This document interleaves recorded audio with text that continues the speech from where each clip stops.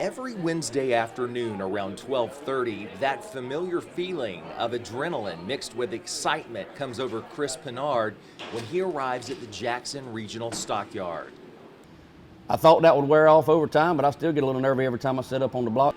But it's not because this is his first rodeo. It's because of just how much he's invested in each and every sale. Just thinking about the people's lives that I'm going to touch at the end of the day. You know, some of these people only sell one time a year, and that's their whole paycheck for that year, and that goes through your mind each and every time you get up behind the microphone. My main function as the auctioneer basically is to connect the buyers and the sellers.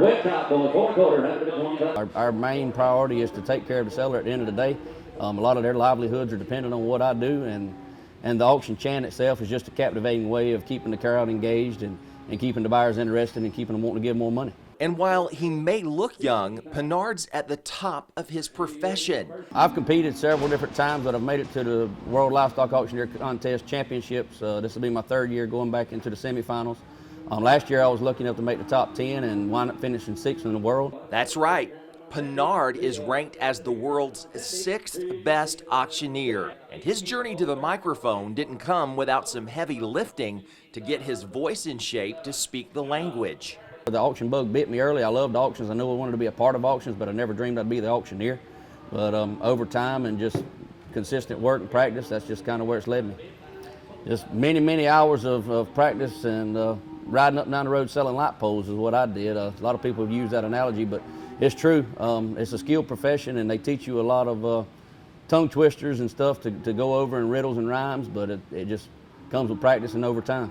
He's also a multitasking expert. Pinard maintains his booming, fast-paced voice that advances the auction, all while monitoring the crowds for bids. At the end of the day, I'm drained and I'm just tired and ready to go to bed, and people say, well, you hadn't done nothing but sit there and run your mouth all day, but I mean, you think the mental aspect of it, you know, for those of us that really are truly passionate about it and care about our sellers and our buyers alike, you know, it's very draining at the end of the day on a big sale to get it all done and to keep it all together all day long.